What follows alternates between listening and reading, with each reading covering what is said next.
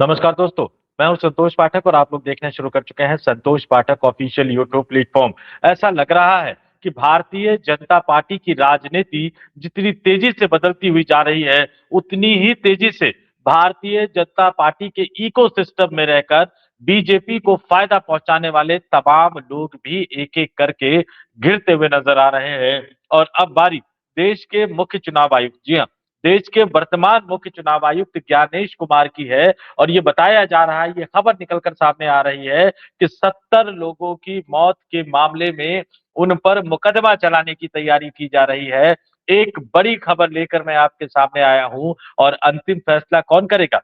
अंतिम फैसला इस मामले में देश की सुप्रीम अदालत यानी देश के सुप्रीम कोर्ट को करना है।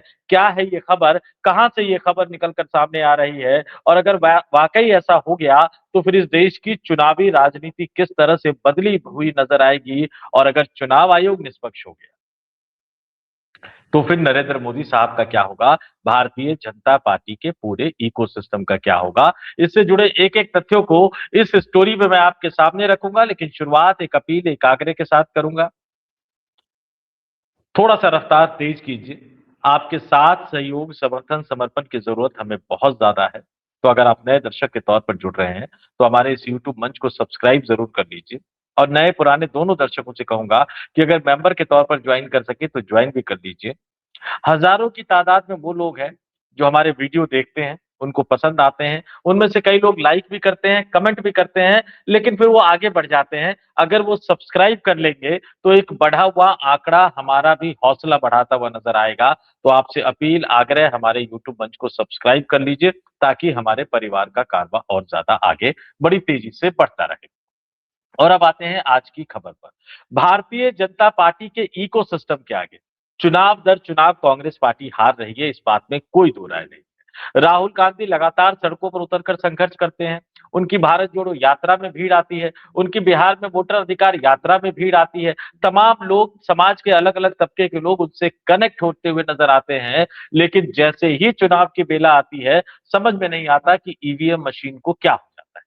खेले की बात तो ठीक है, वोटर लिस्ट में गड़बड़ी की बात तो ठीक है, लेकिन इसके बावजूद भी कहीं ना कहीं कांग्रेस पार्टी वहां उतनी मजबूती से लड़ती हुई नजर नहीं आती। और बिहार के विधानसभा चुनाव में जिस तरह से तेजस्वी यादव यानी राष्ट्रीय जनता दल और कांग्रेस पार्टी ने आपस में लड़कर माहौल खराब कर दिया, और उसके बाद चुनावी राजनीति ने बता दिया कि ये कहीं नहीं थे। उसके बाद से ये सवाल बार बार उठकर निकल कर सामने आ रहा है कि अगर आपको भारतीय जनता पार्टी के साथ लड़ना है, अगर आपको नरेंद्र मोदी और अमित शाह की भारतीय जनता पार्टी के साथ लड़ना है, तो उनके इकोसिस्टम को उन्हीं के अंदाज में चुनौती देनी होगी। फिर सवाल उठा कि देगा कौन? क्योंकि विपक्षी इंडिया गठबंधन की बात करें, राहुल गांधी का हश्र मैं आपको बता चुका हूं, तेजस्वी यादव का हश्र मैं आपको बता चुका हूं, अखिलेश यादव जूझने की, लड़ने की कोशिश करते हुए नजर आ रहे हैं, लेकिन वहां विधानसभा चुनाव 2027 में होना है। तो बचे दो बड़े प्लेयर इंडिया गठबंधन के। एक तो डीएमके, जिनके मुखिया एमके स्टालिन तमिलनाडु में सत्ता में है, सरकार चला रहे हैं, और तमिलनाडु में इस साल यहाँ पर विधानसभा चुनाव होने हैं। और दूसरा बचता है पश्चिम बंगाल, जहां पर तृणमूल कांग्रेस का शासन है। और तृणमूल कांग्रेस की मुखिया के तौर पर ममता बनर्जी पश्चिम बंगाल में लगातार चुनाव दर चुनाव जीत रही है। और इस बार भी उन्होंने चुनाव आयोग की हालत खराब कर रखी है, ज्ञानेश कुमार की हालत खराब कर रखी है, और अब 70 लोगों की मौत के मामले में मुकदमा चलाने की तैयारी का ऐलान एक तरह से उन्होंने कर दिया है। और ये भी कह दिया है कि वो खुद मोर्चे पर उतरेगी और वो खुद ज्ञानेश कुमार को, देश के मुख्य चुनाव आयुक्त को बेनकाब करने की कोशिश करेगी। और इसके साथ ही उन्होंने जो जो कहा वो जानकर, सुनकर आप हैरत में पड़ जाएंगे। सीधे आपके स्क्रीन पर दिखा देता हूं मैं, दैनिक भास्कर की ये खबर है। ममता का आरोप, चुनाव आयोग व्हाट्सएप पर चलाया जा रहा है, बोली ममता बनर्जी। और आगे उन्होंने ये भी कहा कि एसआईआर के दौरान मौतों के मामले में कोर्ट जाएंगे, मैं ट्रेंड वकील हूं और खुद इस मामले की पैरवी करूंगी। यानी ममता बनर्जी अब खुद इस मामले में, 70 लोगों की मौत के मामले में ज्ञानेश कुमार पर मुकदमा चलाया जाए, मामला दर्ज करवाया जाए, ये गुहार लेकर वो देश की सुप्रीम अदालत में जाएंगे। और उन्होंने सीधे सीधे कहा कि जरूरत पड़ी तो वो खुद इस पूरे मामले की पैरवी करती हुई नजर आएंगी। ये सीधे तौर पर खुली चेतावनी जो है देश के मुख्य चुनाव आयुक्त ज्ञानेश कुमार को ममता बनर्जी देती हुई नजर आ रही है। और ये कब बोला उन्होंने? ये कहां बोला उन्होंने? विस्तार से ये खबर मैं आपको बता देता हूं, और सिर्फ कुछ मिनट पहले की ये खबर है, और ये खबर सागरदीप यानी पश्चिम बंगाल से ही आ रही है। और पश्चिम बंगाल की मुख्यमंत्री ममता बनर्जी ने आज ही राज्य में वोटर लिस्ट के स्पेशल इंटेंसिव रिवीजन यानी एसआईआर के दौरान हुई मौतों के मामले में कोर्ट जाने का ऐलान किया। उन्होंने कहा कि मंगलवार को यानी कुछ घंटे बाद ही मंगलवार को इसको लेकर कोर्ट में अर्जी दायर की जाएगी। और यहां तक कि ममता बनर्जी ने, जैसा कि मैंने बताया, ये भी आरोप लगाया कि चुनाव आयोग व्हाट्सएप पर चलाया जा रहा है। ये आरोप तो पहले भी लगे। चुनाव आयोग के अंदर से एक खबर निकलकर सामने आई कि व्हाट्सएप पर ही फैसला हो गया, व्हाट्सएप पर ही सब कुछ तय हो गया। एक चुनाव आयुक्त ने तो सवाल भी उठाया, लेकिन सवाल सुने नहीं गए, तो व्हाट्सएप पे सब कुछ तय हो गया। उस आरोप को ममता बनर्जी दोहराती हुई नजर आ रही है। और दक्षिण 24 परगना जिले के सागर द्वीप में एक रैली को संबोधित करते हुए ममता बनर्जी ने यह दावा किया कि जब से एसआईआर अभियान शुरू हुआ है, डर के मारे 70 लोगों की, जी हां ध्यान से सुनिएगा, डर के मारे 70 लोगों की मौत हो चुकी है और कई अस्पताल में भर्ती है।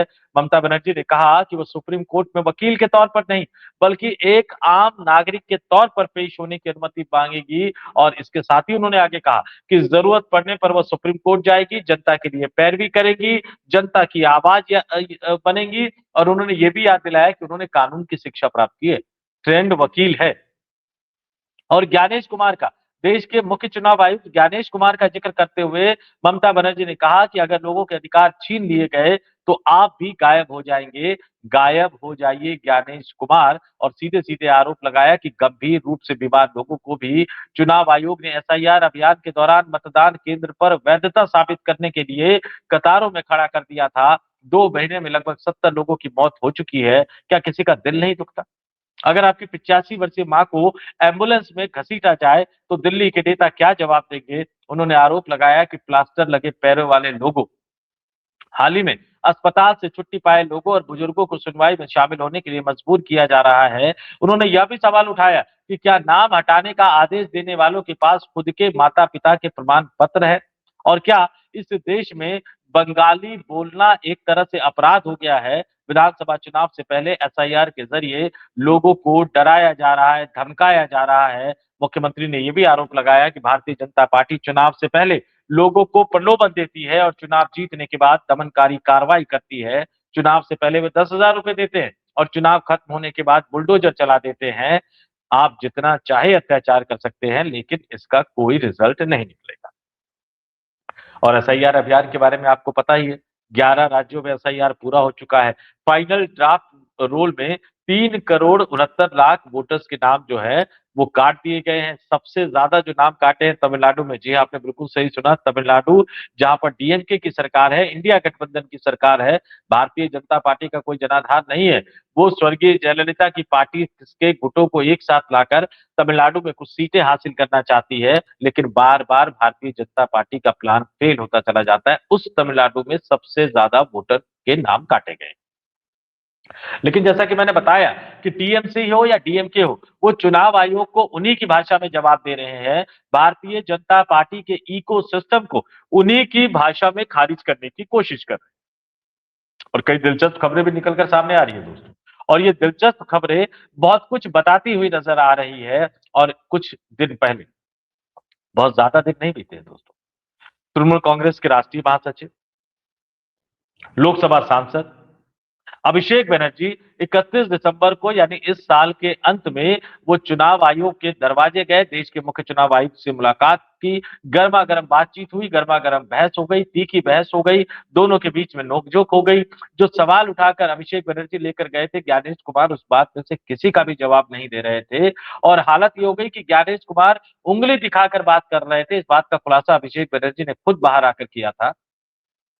अभिषेक बनर्जी ने कहा, आप सिलेक्टेड है ज्ञानेश कुमार जी, उंगली दिखाकर बात जो है वो मत कीजिए, मैं इलेक्टेड हूं। तो इस तरह से तृणमूल कांग्रेस चुनाव आयोग को, ज्ञानेश कुमार को उन्हीं की भाषा में जवाब दे रही है। और जब मैं ये खबर आपके लिए सर्च कर ला रहा था तो एक बड़ी दिलचस्प खबर मिली। इंडियन टीम के क्रिकेटर मोहम्मद सामी, भारत का सर क्रिकेट के मैदान में ऊंचा करने वाले क्रिकेट खिलाड़ी मोहम्मद सामी, उनको भी चुनाव आयोग ने नोटिस थमा दिया है भैया। अब देख लीजिए कि कैसे चुनाव आयोग काम करता है। पश्चिम बंगाल में तो एक खबर आई कि कई सौ सालों से जो पीढ़ी एक ही जगह पे रह रही है उनको भी नोटिस थमा दिया गया है। और अब अंतर्राष्ट्रीय क्रिकेट खिलाड़ी जो है, क्रिकेटर मोहम्मद शमी को भी चुनाव आयोग ने नोटिस भेज दिया है। और ये बताया गया है कि मोहम्मद शमी और उनके भाई मोहम्मद कैफ के एसआईआर फॉर्म में गड़बड़ियां मिली है, इसलिए दोनों को बुलाया गया है। मीडिया रिपोर्ट्स के अनुसार समी के एन्यूमरेशन फॉर्म में प्रोजेनी मैपिंग और सेल्फ मैपिंग से जुड़ी गड़बड़ियां मिली है। इसके बाद साउथ कोलकाता के वार्ड नंबर 93 से नोटिस जारी किए गए, जिसमें उन्हें असिस्टेंट इलेक्टोरल रजिस्ट्रेशन ऑफिसर यानी एईआरओ के सामने पेश होने को कहा गया है। और एईआरओ कैसे काम कर रहे हैं, कैसे काम नहीं करने दिया जा रहा है, 31 दिसंबर को तृणमूल कांग्रेस के नेता, लोकसभा सांसद, राष्ट्रीय महासचिव अभिषेक बनर्जी इसका खुलासा कर चुके हैं।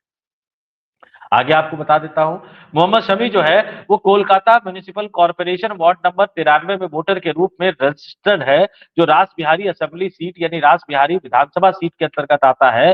2024 में वो लोकसभा चुनाव में तेज गेंदबाज मोहम्मद शमी ने उत्तर प्रदेश के अमरोहा में अपने पैतृक गांव में वोटिंग की थी। पश्चिम बंगाल में स्पेशल इंटेंसिव रिवीजन एसआईआर के बाद 16 दिसंबर को बंगाल की ड्राफ्ट वोटर लिस्ट पब्लिश हुई थी, जिसमें 58.21 लाख लोगों के नाम काटे गए थे। और इसके बाद दावा, आपत्ति और सुनवाई की प्रक्रिया चल रही है। और इसी के तहत मोहम्मद शमी को नोटिस जारी किया गया है। इकोनॉमिक टाइम्स की रिपोर्ट बताती है कि मोहम्मद शमी आज की हियरिंग में शामिल नहीं हो सके, क्योंकि वह इन दिनों विजय हजारे ट्रॉफी में राजकोट में बंगाल को रिप्रेजेंट कर रहे हैं, यानी बंगाल की तरफ से खेल रहे हैं। तो बंगाल की तरफ से खेलने वाले जो खिलाड़ी है, जो अंतर्राष्ट्रीय क्रिकेटर है, उनको भी चुनाव आयोग ने नोटिस जारी कर दिया है। तो आम आदमी की बात ही क्या करे।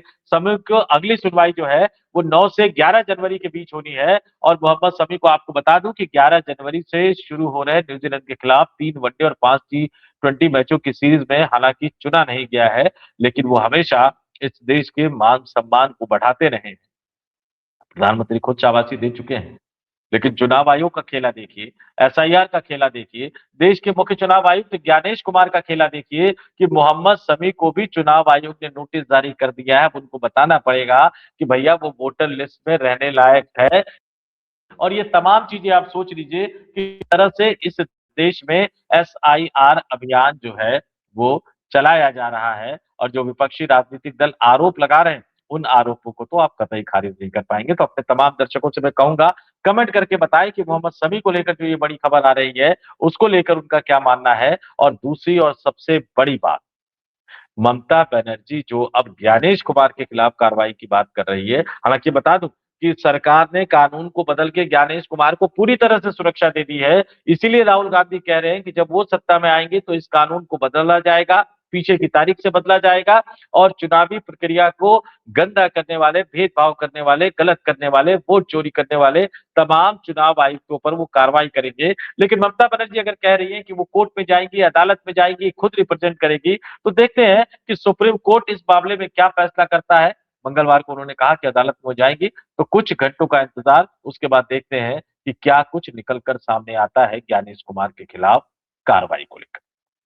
तो इस वीडियो में इतना ही। मैं फिर आपसे अपील करूंगा, वीडियो देखते हैं आप, लाइक भी करते हैं, कमेंट भी करते हैं, तो हमारे चैनल को सब्सक्राइब जरूर कर लीजिए। थोड़ा सा आंकड़ा इसका बढ़ाइए, अपने दोस्तों रिश्तेदारों से भी हमारे चैनल को सब्सक्राइब करने की अपील कीजिए। वीडियो पसंद आए तो लाइक कीजिए, शेयर कर दीजिए, कमेंट करके अपने विचारों से हमें जरूर अवगत कराइएगा। और इस वीडियो में इतना ही। मुझे यानी संतोष पाठक को दीजिए इजाजत। आप तमाम लोग देखते रहिए संतोष पाठक ऑफिशियल यूट्यूब प्लेटफॉर्म।